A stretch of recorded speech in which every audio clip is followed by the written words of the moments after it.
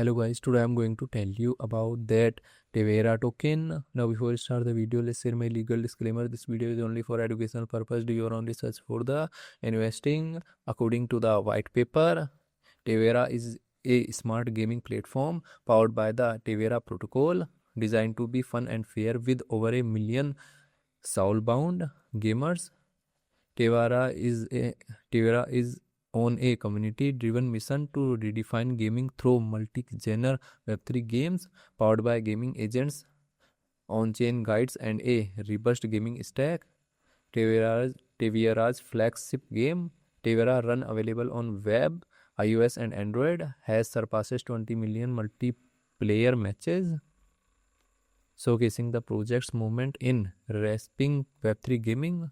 Tevaera project institution rating is 4.2. Tevaera token total supply is 4 billion and circulating supply is around 489.91 million Teva token. Teva token is listed on gate.io, crypto.com and other exchanges. If I share my opinion with you, then this project up to 75% chances that it is a legit or good project. So guys, don't take my opinion as a financial advice. Do your own research for the investing. Thanks for watching.